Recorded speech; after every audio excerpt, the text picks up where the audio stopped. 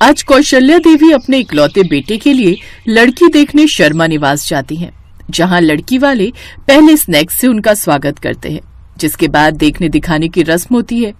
फिर लड़की यानी कि रश्मि की माँ अपनी बेटी से कहती है, रश्मि बेटी जाओ, रसोई में जाओ और सबके लिए वो खाना ले आओ जो तुमने बड़े प्यार से इन सबके लिए बनाया है। जी मम्मी। हाँ हाँ जल्दी ले आओ बेटा, पिछले 1 घंटे से तुम्हारे खाने की तारीफ सुनते आ रहे हैं, अब खाकर भी देख लेते हैं। जी माँ जी, मैं बस अभी लाई। देखा माँ, देर आए दुरुस्त आए। तुम हमेशा से ऐसी ही गुनी लड़की चाहती थी ना, जो बढ़िया बढ़िया खाना बनाकर तुम्हें खिलाए।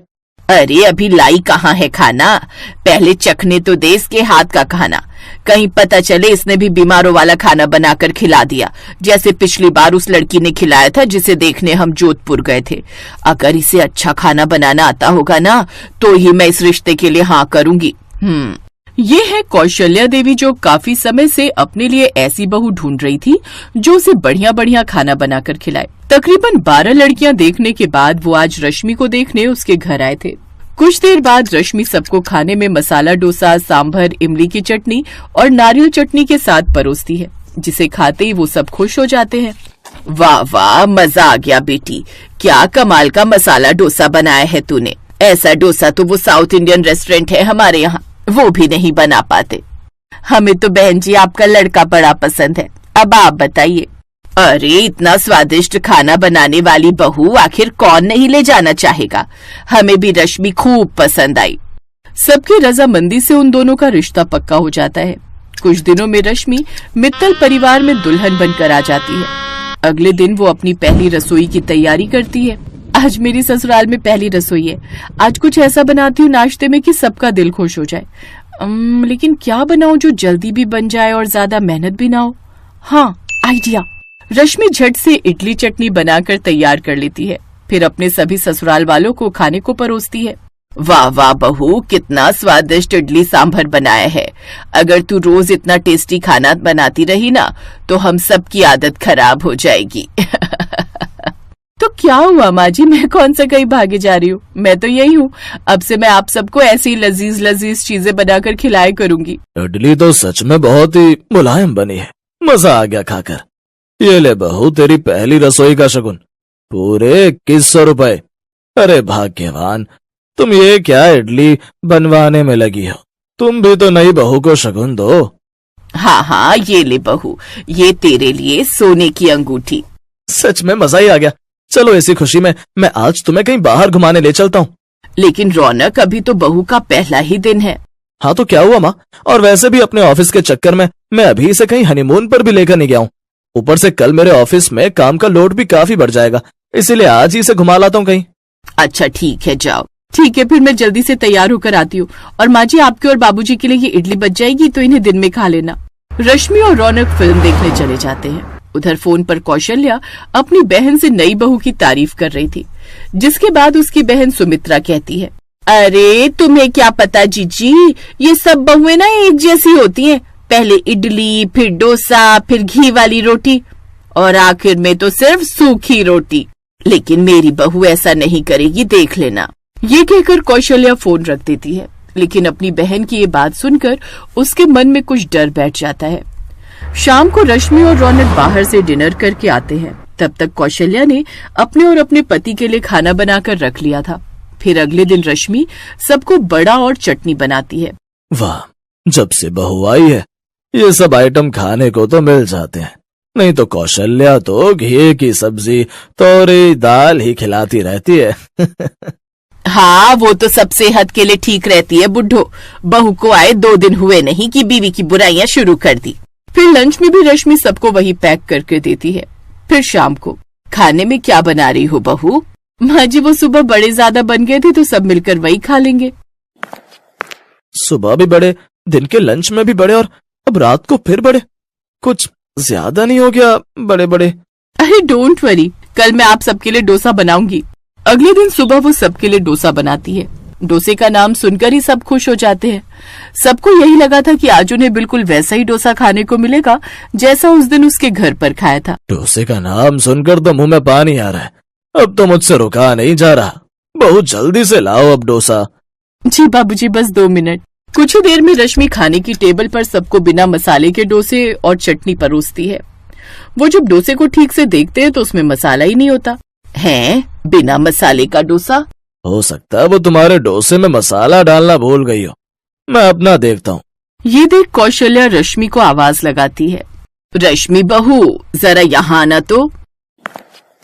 जी माँ जी, मैं अच्छे से जानती हूँ आप सब मेरी तारीफ करेंगे कि मैं बहुत अच्छा डोसा बनाती हूँ। कीजिए कीजिए।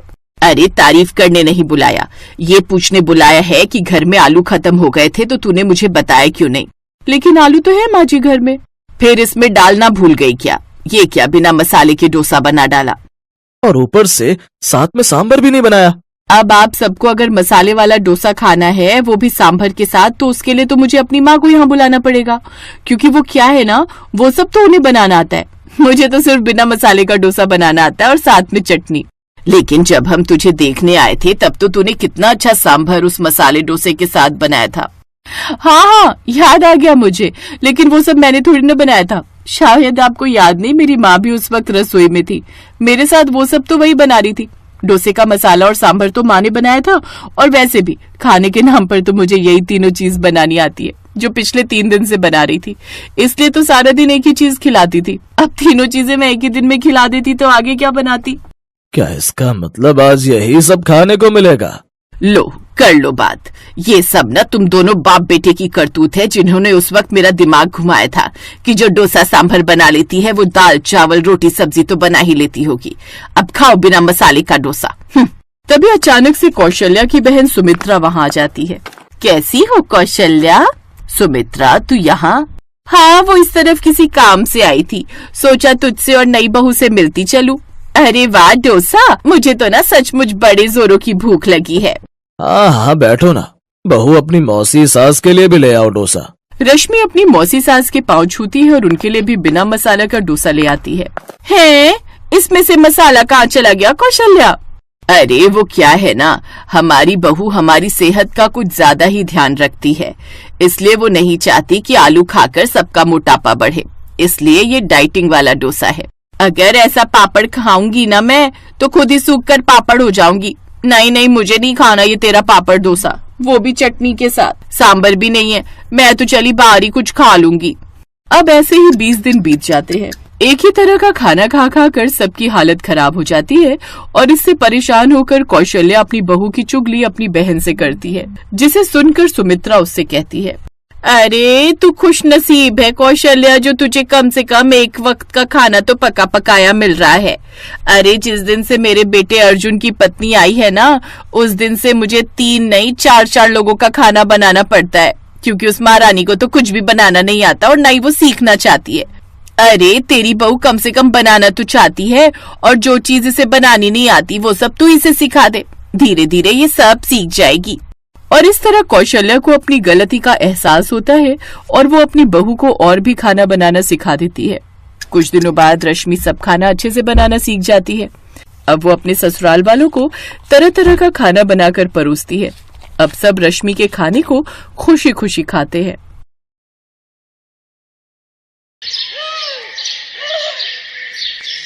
मध्य प्रदेश के इंदौर में चांदनी अपने माता पिता के साथ रहती थी।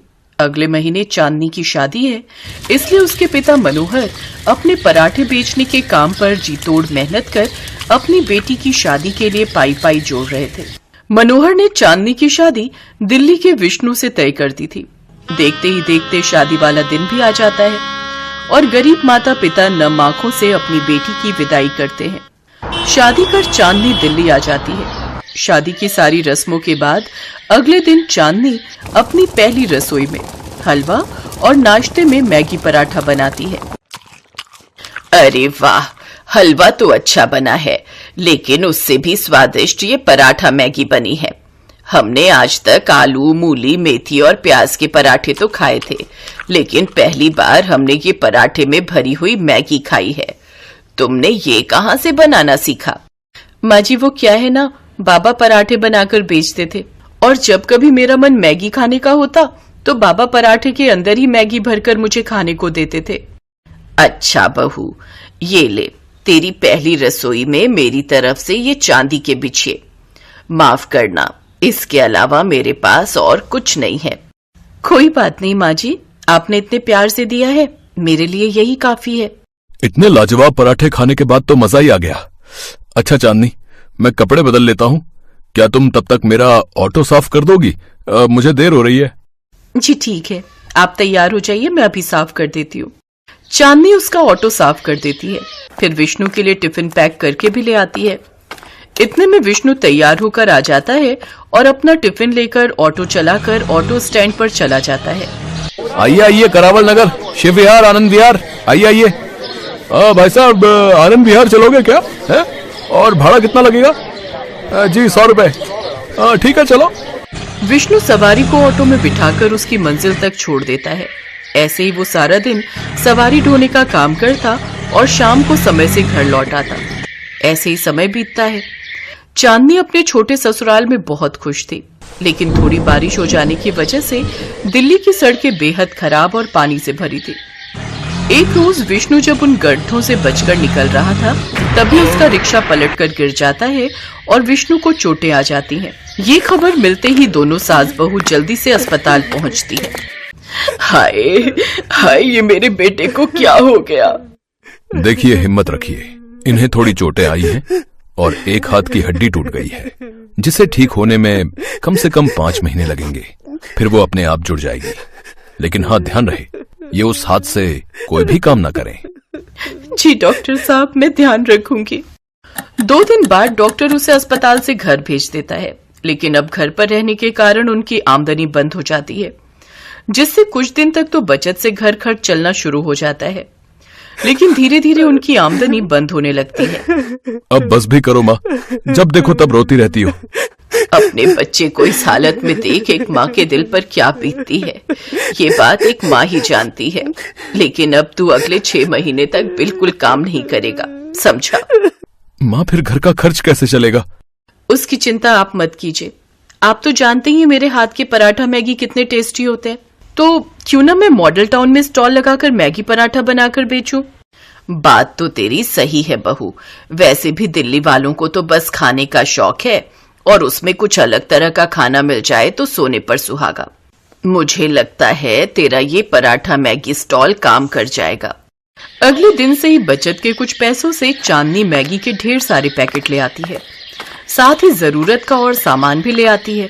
वो अपने बाबा के साथ अक्सर ठेले पर जाती थी, इसलिए वो अच्छे से जानती थी कि क्या कैसे बेचना है। वो अगले दिन से ही अपना स्टॉल मॉडल टाउन में लगा लेती है। तभी मैगी देखकर उसके पास कुछ यंग लड़के लड़कियां आते हैं।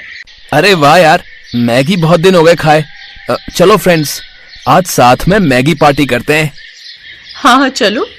वो सब उससे मैगी बनाने को कहते हैं। जी माफ कीजिए, लेकिन मैं मैगी नहीं बेचती, यहाँ सिर्फ मैगी पराठा मिलता है? भला वो क्या होता है?